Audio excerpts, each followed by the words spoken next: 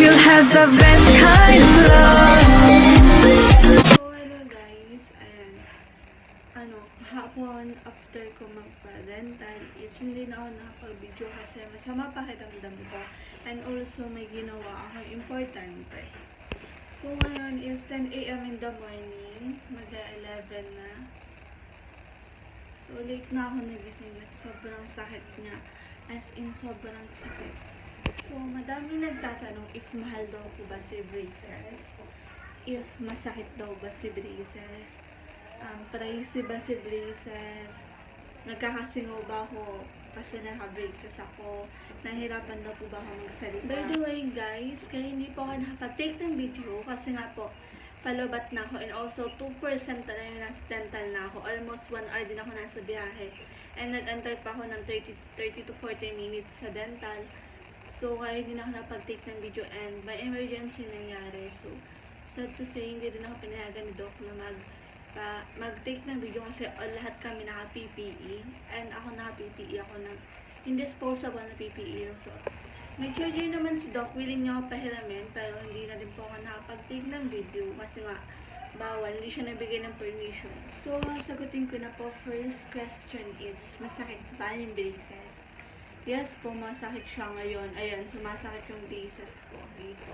Sobrang kirot, sobrang hirap mag-bite. Hindi ako makakain. Yung inumagahan ko is lugaw na sobrang lambot. Ayan, sobrang sakit niya. Pero wala pa naman akong singaw. Kasi kakakabit pa lang kahapon. So, wala pang singaw na nagaganap sa aking bibig or sa aking mga labi. Ganun. And, hindi naman siya okay na sobrang sakit. Pero pag kinakabitan ako, hindi siya masakit. Ayan, ngayon lang siya sumakit. Ayun ng umaga lang siya kagabi.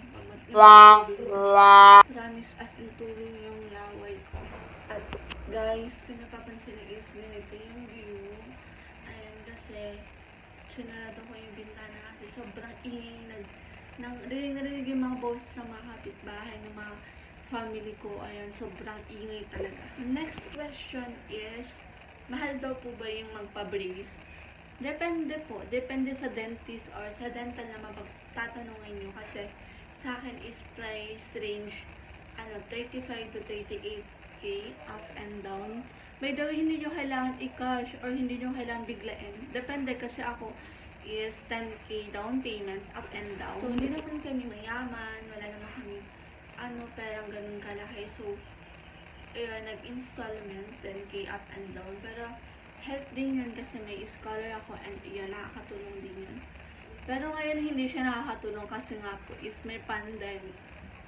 At kung iniisip niyo po is sobrang mahal, umaabot ng 45 to 50k yung braces, no.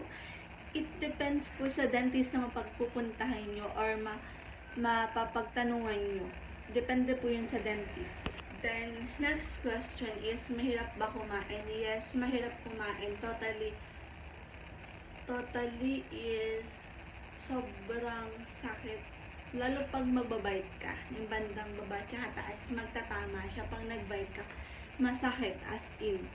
Kasi ako nga hindi talaga ako makakain. Parang kahit na pangatlong attempt ko na to ng braces, pangatlong braces ko na to, almost pang 3 years na, is hindi pa rin pala ako sanay. Ang hirap pa rin pala talaga. Next question is, kinabitan daw ba agad ako ng braces? No, hindi ka muna agad kakabitan ng braces. It depends sa dentist na pupuntahan mo kasi ako nag-cleaning pa ako ng teeth. May binunot pa sa bandang bagang ko. And also, in-x-ray pa ako. Iyon, hindi muna agad-agad. Kasi kailangan mo na i-check ni doc or ng dental mo kung ano ba yung problem sa teeth mo, kung ano bang klase,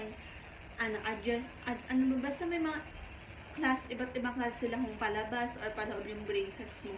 Kasi sa akin, ayan, yung sungki ko dito yung nire-refer pa din sa ganito. So, madami din yung sasabi is, yung braces is only for passion. For me, no.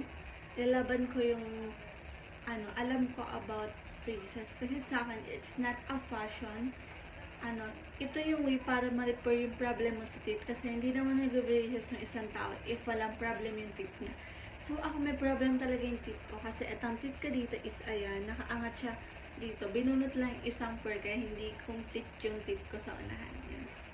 Hindi siya kompleto. So, nahihirapan ako mag-bite. Hindi pantay yung pag-bite ko kasi nga kailangan pang ipantay talaga yung medyo nakaangat dito yung teeth ko.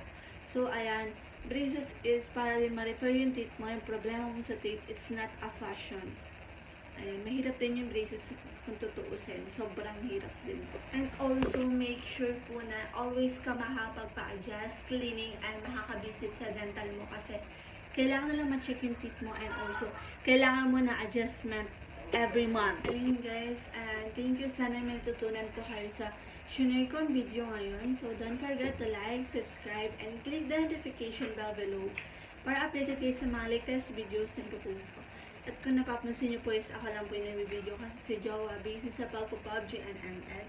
And also, abangan nyo po yung next video namin ni Jowa para sa giveaway. Magpapag-giveaway po ako. Happy 800 subscribers po. Road to 1K na po tayo and sana mas madami pong subscribers, viewers, ang dumating para marami tayong giveaways na ipapamigay.